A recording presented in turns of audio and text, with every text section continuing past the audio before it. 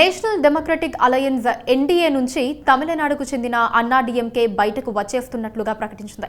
ఆ తర్వాత అన్నాడీఎంకే కార్యకర్తలు సంబరాలు చేసుకున్నారు. నిజానికి జయలలిత చనిపోయిన తర్వాత అన్నాడీఎంకేను బీజేపీ ప్రేమించింది. అన్నాడీఎంకే ప్రేమించాల్సి వచ్చింది.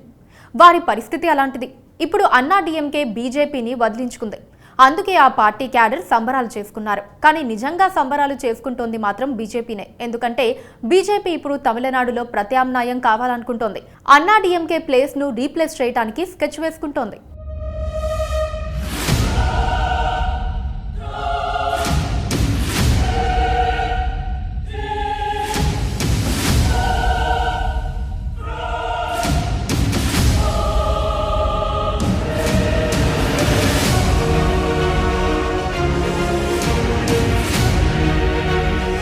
అన్నాడీఎంకే పార్టీలో జయలలిత తర్వాత ఎవరు అంటే శశికళ పేరు వినిపించేది. శశికళకు ఆ స్థాయి ఆదరణ కూడా వచ్చింది. అన్నాడీఎంకే నేతలంతా కాళ్ల మీద పడిపోయేవారు. ముఖ్యమంత్రిగా ప్రమాణ స్వీకారం చేయబోతోన్న సమయంలో అక్రమాస్తుల కేసులో అరెస్ట్ చేసి జైలుకు పంపారు. తర్వాత అన్నాడీఎంకేను ఈపీఎస్, ఓపీఎస్ చేతిలో పెట్టి రింగ్ మాస్టర్గా వ్యవహరించింది బీజేపీ. గత ఎన్నికల్లో పొత్తులు పెట్టుకున్నా ప్రయోజనం లేకపోయింది. ఇప్పుడు అన్నామలై రూపంలో ఓ వివాదాస్పద నాయకుడు దొరకటంతో ఇక అన్నాడీఎంకేను మెల్లగా వీక్ చేసి తాము బలపడటం ప్రారంభించారు. ఇప్పుడు తెలుసుకున్నా అన్నాడీఎంకే బయటకొచ్చేసింది. కానీ ఇప్పుడే బీజేపీకి మరింత ఛాన్స్ దొరికినట్లయింది. భారతీయ జనతా పార్టీతో అఖిల భారత అన్నాడీఎంకే తెగతెంపులు తమిళనాడు రాజకీయాల్ని దగ్గరగా చూస్తున్న వారికి పెద్దగా ఆశ్చర్యం అనిపించదు. ఎన్డీఏ కూటమి నుంచి అన్నాడీఎంకే వైదొలగడానికి దారితీసిన తక్షణ కారణాలు బీజేపీ తమను పద్ధతిగా బలహీనం చేస్తోందని గుర్తించడమే. రాష్ట్ర ప్రజల మద్దతును మరింతగా కోల్పోవడమే జరుగుతుందని అన్నాడీఎంకే భయపడింది. రాష్ట్రంలో తన బలాన్ని కాజేయడం ద్వారానే బలపడాలని బీజేపీ పన్నిన వ్యూహం అన్నాడీఎంకే త్వరగానే గుర్తించింది. కీలకమైన లోక్సభ ఎన్నికలకు ముందు సీట్ల సర్దుబాటుపై బీజేపీతో తెరవెనుక మంతనాలు సాగుతున్న దశలో ఈ రాజకీయ విడాకుల పర్వం సంభవించింది. 2019 లోక్సభ ఎన్నికలకు ఈ రెండు పార్టీల మధ్య కుదిరిన సర్దుబాటులో బీజేపీ కేవలం 5 స్థానాలే తన వాటాగా పొందగా వచ్చే లోక్సభ ఎన్నికలకు బీజేపీ 15 స్థానాలు డిమాండ్ చేసిందని సమాచారం. తమిళనాడులో 39 లోక్సభ స్థానాలు ఉన్నాయి. 2019లో బీజేపీ అన్నాడీఎంకే కూటమి పోటీ చేసి ఇందులో కేవలం 1 స్థానాన్ని మాత్రమే గెలుచుకోగలిగింది. 2021 శాసనసభ ఎన్నికల్లో ఈ కూటమి ఘోర పరాజయాన్ని చవిచూసింది. ఎన్నికల లాభనష్టాల దృష్టితో చూసినప్పుడు బీజేపీతో పొత్తు కొనసాగించడం తనకు ఎంతమాత్రం మేలు చేయదని అన్నాడీఎంకే గట్టి నిర్ధారణకు వచ్చిందని అర్థమవుతోంది.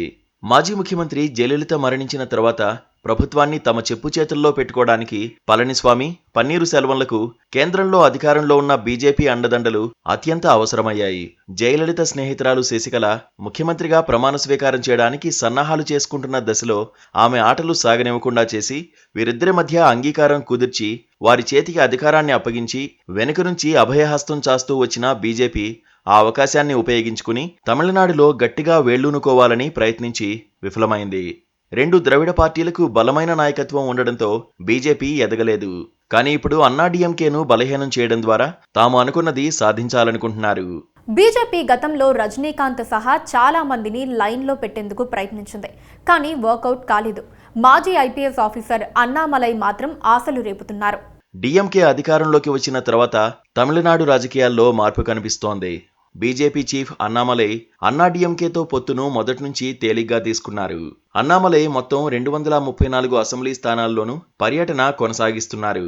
మంత్రి ఉదయనిధి వివాదాస్పద వ్యాఖ్య చేసిన సనాతన ధర్మ నిర్మూలన సభలో రాష్ట్ర దేవాదాయ శాఖ మంత్రి శేఖర్ బాబు పాల్గొనడాన్ని నిరసిస్తూ ఈ నెల 11న బీజేపీ రాష్ట్ర వ్యాప్త ప్రదర్శన జరిగింది. 1956లో మధురైలో హిందూ మతాన్ని విమర్శిస్తూ మాట్లాడిన స్వాతంత్ర్య సమరయోధుడు తేవార్ల నాయకుడు ముత్తురామలింగ తేవార్ ఆగ్రహాన్ని అన్నాదొరై చవిచూశారని, ఆయన అనుచరుల దాడి నుంచి తప్పించుకోవడానికి క్షమాపణ చెప్పి అక్కడి నుంచి పారిపోయాడని ఈ సందర్భంగా అన్నామలై వ్యాఖ్యానించారు. దీనికి అన్నామలైపై 2 ద్రవిడ పార్టీలు తీవ్రంగా విరుచుకుపడ్డాయి.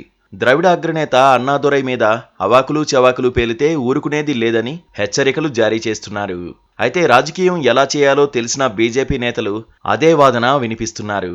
తమిళనాడులో ద్రవిడ ఉద్యమం బలంగా ఉంది. కానీ అక్కడ హిందూ భక్తజనం ఎక్కువగా ఉంటారు. ఇప్పుడు వారందరినీ తన వైపు తిప్పుకునేందుకు బీజేపీ ప్రయత్నిస్తోంది. అందులో భాగంగానే ప్రధానమంత్రి నరేంద్ర మోదీ రామేశ్వరంలో పోటీ చేయబోతున్నారన్న ప్రచారం జరుగుతోంది. అన్నాడీఎంకే మద్దతు లేకుండా ప్రధాని మోదీ పోటీ చేస్తారా లేదా అన్న దానిపై స్పష్టత లేదు కానీ బీజేపీ ద్రవిడ ఉద్యమానికి ప్రత్యామ్నాయ హిందూ భావజాలంతో పార్టీగా ఎదగాలని డిసైడ్ అయింది. డిఎంకే, అన్నాడీఎంకే రాజకీయ ప్రత్యర్థులు కానీ రెండింటి భావజాలం ఒక్కటే. ఆ భావజాలంపై ఆసక్తి లేని వారు తమ వైపు వస్తారని, హిందుత్వంపై ఆశలు పెట్టుకున్నవారు బీజేపీకి మద్దతుగా ఉంటారని అంటున్నారు. అదే వ్యూహంతో అన్నాడీఎంకేను బీజేపీ ప్రణాళిక ప్రకారం దూరం చేసుకుందని అనుకునేవాళ్లు కూడా ఉన్నారు. మొత్తంగా తమిళనాడులో బీజేపీ ఇప్పుడు కొత్త అవకాశాలను అందిపుచ్చుకునేందుకు సిద్ధమైంది. దక్షిణాదిలో బలం పుంజుకోవాలని బీజేపీ చెయ్యని ప్రయత్నాలు లేవు. చేతిలో ఉన్న కర్ణాటక కూడా దూరమైంది. తెలంగాణలో ఆశలు వదిలేసుకుంది. ఇప్పుడు ఏపీలో ప్రయోగం చేస్తోంది. తమిళనాడులోనూ అదే పనిలో ఉంది. మరి ఎక్కడ వర్కౌట్ అవుతుందో వేచి చూడాల్సి ఉంది.